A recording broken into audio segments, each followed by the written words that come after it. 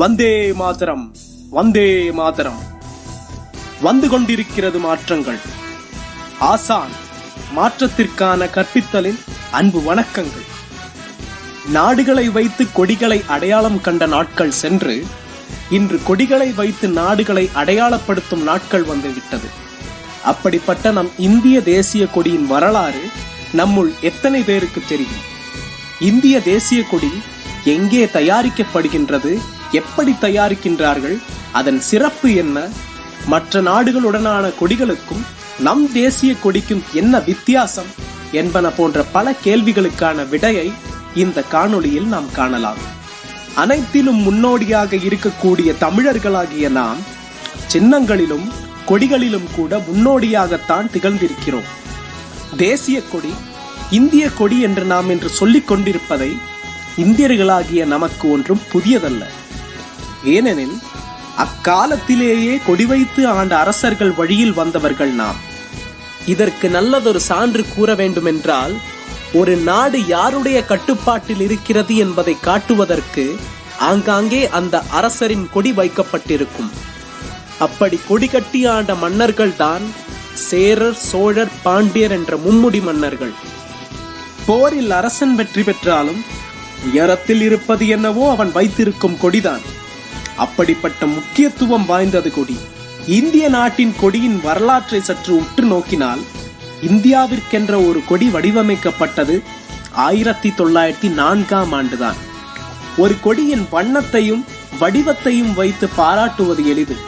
ஆனால் ஒரு கொடி எப்படி ஒரு குறிப்பிட்ட வண்ணத்தையும் வடிவத்தையும் கொண்டிருக்கிறது என்று நீங்கள் எப்போதாவது யோசித்திருக்கிறீர்களா? இல்லை என்றால் இப்போது சற்று யோசித்து பார்ப்போம்.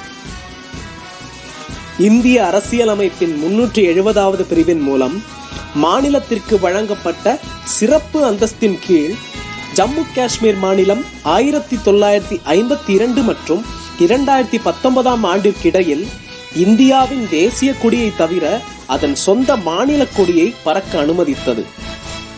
இந்திய தேசிய கொடியின் அளவு 2:3 என்ற அளவில் இருக்க வேண்டும் என்று 22 ஜூலை 1947ஆம் ஆண்டு ஏற்கப்பட்டது. அதன் வடிவமைப்பு மேலிருந்து கீழாக காவி, வெள்ளை, பச்சை ஆகிய 3 வண்ணங்களும் நடுவில் நீல வண்ண நிறத்தில் அசோக சக்கரமும் உள்ளது. இந்த அசோக சக்கரம் கொடியின் வெள்ளை பாகத்தின் உயரத்தில் 4/3 பாக உயரத்தை கொண்டதாகும். பல மாற்றங்களுக்கு பிறகு இந்த வடிவம் பெற காரணமாக இருந்தவர் அதன் வடிவமைப்பாளர் சூரையா தியாப்ஜி ஆவார். கொடியின் முழு உயரம் முழு நீளத்தில் 3/2 பாகமாகும். இக்கொடி இந்திய போர்க்கொடியாகவும் விளங்குகிறது. பிங்களி வெங்கையா வடிவமைத்ததாக சொல்லப்படும் நம் கொடியில் ராட்டை சின்னம் இடம்பெற்றிருக்கும். ஆனால் இந்திய தேசிய கொடியை வடிவமைத்தவர் சூரையா தியாப்ஜி ஆவார். அரசியல் முறைப்படி தேசிய கொடியை கையால் நெய்த காதி துணியால் செய்ய வேண்டும். தேசிய கொடியின் வெளிப்படுத்துதல், கையாள்தல் முறைகள் போன்றவை இந்திய கொடிக்கே உண்டான இந்திய கொடி சட்டத்தால் ஆளப்படுகிறது. இந்தியா விடுதலை அடைவதற்கு முன்னர் அப்போதைய பெரும்பான்மை கட்சியான இந்திய தேசிய காங்கிரஸ் 1931ஆம் ஆண்டு காவி, பச்சை, வெள்ளை ஆகிய 3 வண்ணங்களை கொண்ட கொடியை தன் கொடியாக ஏற்றுக்கொண்டது. காவி நிறம் இந்துத்துவத்தையும், பச்சை நிறம் இஸ்லாமியத்தையும், வெள்ளை நிறம் ஏனைய பிற சமயங்களையும் குறிக்கும் வகையில் அமைந்தன.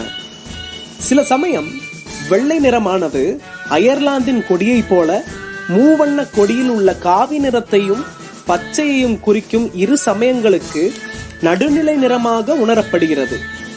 1930ஆம் ஆண்டு இந்திய தேசிய காங்கிரஸ் ஒரு சக்கரத்தை கொண்ட மூவண்ண கொடியை தன் கொடியாக ஏற்றது.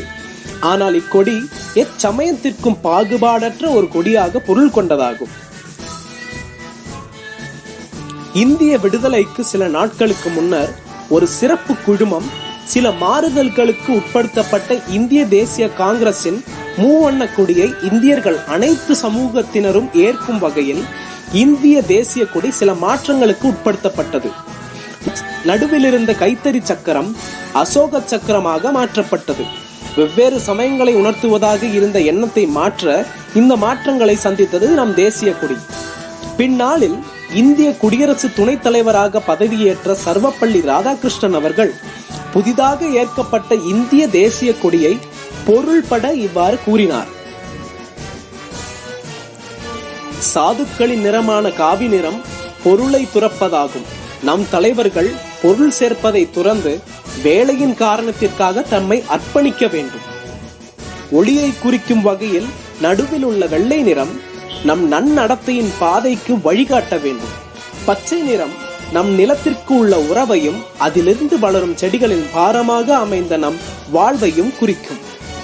அசோக சக்கரமோ கொடியின் கீழ் விளையாற்றும் மக்களுக்கு நியாய தர்மத்தின் அடிப்படையாக அமையும். மேலும் சக்கரம் சுழலை குறிக்கும் வடிவமாக அமையும். நிற்கதியில் சாவு உண்டு, சுழலில் வாழ்வு உண்டு. இந்திய நாடானது இனிமேலும் மாற்றங்களை எதிர்க்காமல் முன்னேறி செல்ல வேண்டும். இச்சக்கரமானது அமைதியான மாற்றத்தை குறிக்கும் ஒரு சின்னமாக அமையும் என்று அவர் கூறினார். இவ்வாறாக இருக்க இந்திய கொடிகள் எங்கே தயாரிக்கப்படுகின்றன என்ற ஒரு கேள்வி நமக்குள் எழும். சுதந்திர தின விழாவில் ஏற்றப்படும் கொடி, பிரதமர் அலுவலகத்தில் இருக்கக்கூடிய கொடி, அவர்களின் வாகனத்தில் இருக்கக்கூடிய கொடி மற்றும் வெளிநாடுகளில் இந்திய அலுவலகங்களில் இருக்கக்கூடிய கொடி, நமது தேசிய இராணுவ படையில் வைத்திருக்கக்கூடிய கொடி அனைத்தையும் ஒரே ஒரு இடத்திலிருந்துதான் தயாரிக்கிறார்கள். கர்நாடக மாநிலத்தில் உள்ள தர்வாத் என்னும் மாவட்டத்தில் கார்க் என்னும் ஊரில்தான் இந்த கொடிகள் தயாரிக்கப்படுகின்றன. அங்கு மட்டுமே இந்திய அரசால் அனுமதிக்கப்பட்ட தயாரிக்கும் தொழில்கூடம் அமைக்கப்பட்டிருக்கின்றது. இது கர்நாடகா காதி கிராமயோகி சம்யுக்தா சங்கா எனப்படும் அமைப்பின் கீழ் செயல்பட்டு வருகின்றது. அது 1957 நவம்பர் 1 காதி மேம்பாட்டு திட்டத்தின் அமைப்பாக தொடங்கப்பட்டது. இந்த அமைப்பின் கீழ் 58 நிறுவனங்கள் செயல்பட்டு வருகின்றன. மேலும் இந்திய சட்டத்தின் கீழ் பார்த்தால் தேசிய கொடியானது கையால் நெசவு செய்யப்பட்டது அல்லது துணியால் செய்யப்பட்டதாக இருக்க வேண்டும். இன்று அங்கு தயாரிக்கப்படுகின்ற தேசிய கொடிகள் துணியால் செய்தும் கையால் செய்யப்பட்ட கொடிகளாகவே இருக்கின்றன. அங்கு வேலை செய்பவர்களை பார்த்தால் இக்கலையில் தேர்ந்த 100 நெசவாளர்களும் 100 கைத்தறி தொழிலாளர்களும் தேசிய கொடியை உருவாக்குவதில் ஈடுபடுத்தப்பட்டுள்ளனர். அங்கு வரும் துணிகளை 3 பாகங்களாக பிரிக்கப்பட்டு ஒவ்வொரு வண்ணத்திற்கு ஏற்ப சாயம் பூசப்பட்டு பின்னர் சரியளவில் வெட்டப்படுகின்றன. வெள்ளை சாயம் பூசப்பட்ட துணியில் நடுவில் நீல நிறத்தில் அசோக சக்கரத்தின் வடிவம் அச்சிடப்படுகிறது. பின்பு இதை ஒன்றாக தைக்கும் இடத்திற்கு அனுப்பப்பட்டு முழுவதுமாக தயாராகிறது. கொடி முழுவதும் தயாரான பிறகு அதன் வடிவம், அளவு, தரம் ஆகியவற்றை ஆய்வு செய்கின்றனர். தேசிய கொடியை தயாரிக்கும் பொழுது கடைபிடிக்க வேண்டிய வழிமுறைகளை இந்திய தர நிர்ணய கூட்டமைப்பு வலிந்து செயற்படுத்தும் பொறுப்பை பெற்றுள்ளது. இச்சட்டத்தை மீறுபவர்கள் மிக கடுமையான தண்டனைகளையும் அபராதங்களையும் சந்திக்க நேரிடும். 2002 எழுதப்பட்ட இச்சட்டத்துடன் இந்திய முத்திரை மற்றும் பெயர் சட்டம் 1950 மற்றும் தேசிய சின்ன அவமதிப்பு சட்டம் 1971 ஆகிய சட்டங்களும் ஒன்றிணைக்கப்பட்டது. இச்சட்டத்திற்கு முன் அமலில் இருந்த இந்திய கொடி விதி மிகவும் இறுக்கமான கட்டுப்பாடுகளை கொண்டிருந்ததும் குடிமக்கள் தங்கள் இல்லங்களில் தேசிய கொடியை ஏற்ற அனுமதிக்காத காரணத்தினாலும் மிகவும் விமர்சிக்கப்பட்டது. 2002 வடநாட்டு தொழிலதிபரும் அரசியல்வாதியுமான நவீன் ஜிண்டாலால் தொடரப்பட்ட ஒரு வழக்கில் இந்திய உச்சநீதிமன்றம் அளித்த தீர்ப்பில் இந்தியர் அனைவரும் அவரவர் இல்லங்களில் இந்திய கொடியை உயர பறக்கவிடும் உரிமையை வழங்கியது. இந்திய தேசிய கொடியினை அவமதிக்கும் எந்த ஒரு செயலும் தண்டனைக்குரிய குற்றமாகும். எழுத்தாலோ சொல்லாலோ படைப்பாலோ செய்கையாலோ எந்த ஒரு செயலும் இந்திய அரசின் சட்டத்தின்படி 3 ஆண்டுகள் சிறை தண்டனை அல்லது அபராதம் அல்லது இவை இரண்டும் தண்டனையாக அளிக்கப்படும்.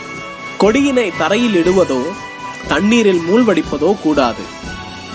மேலும் நமது உடைகளிலோ அல்லது வேறு எந்த ஒரு பொருளின் மீதும் நமது கொடியினை பொறிப்பதோ அச்சிடுவதோ குற்றமாகும். சுதந்திர தினம், குடியரசு தினம் போன்ற விழாக்களின் போது அலங்கரிப்பதற்காக உபயோகப்படுத்தும் காகித கொடிகள் விழா நிறைவடைந்ததும் தக்க முறையில் எடுத்து வைத்தல் வேண்டும். தரையிலிட்டு மாசுபடுத்துதல் கூடாது. உலகில் உள்ள 193 நாடுகளில் 190 நாடுகளின் கொடியின் வடிவம் செவ்வகமாகவே இருக்கிறது. மீதமுள்ள 3 நாடுகள் நேபாளம், சுவிட்சர்லாந்து, வாட்டிகன் மாநகரம். இதில் சுவிட்சர்லாந்து மற்றும் வாட்டிகன் மாநகரத்தின் கொடியின் வடிவம் சதுர வடிவில் அமையப்பெற்றுள்ளது. நமது நட்பு நாடான நேபாளம் உலகில் வேறு எந்த நாட்டின் கொடியை போலவும் இல்லாமல் இரட்டை முக்கோண வடிவில் அமையப்பெற்றுள்ளது. பொதுவாக கொடிகளில் உள்ள சின்னங்களும் அதன் வண்ணங்களும் ஒரு சிலவற்றை குறிப்பதாக அமையப்பெற்றுள்ளது.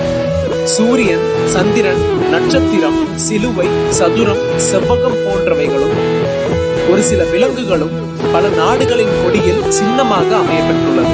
அவை அந்த நாட்டின் நம்பிக்கையை பொறுத்தும் அவர்களின் பண்பாட்டை பொறுத்தும் அதன் அர்த்தங்கள் மாறுபடும். இப்படியாக ஒவ்வொரு நாட்டின் கொடியும் அவர் தம் உணர்வுகளை சார்ந்ததாக அமையப்பெற்றுள்ளது.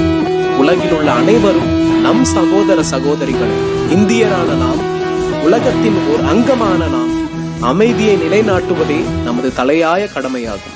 இந்த காணொளியை இவ்வளவு நேரம் பார்த்த கேட்ட உங்கள் அனைவருக்கும் மனமார்ந்த நன்றிகளையும் சுதந்திர தின நல்வாழ்த்துக்களையும் கூறுவதில் ஆசான் மாற்றத்திற்கான கற்பித்தல் கல்விசார் அமைப்பு பெருமகிழ்ச்சி கொள்கிறது.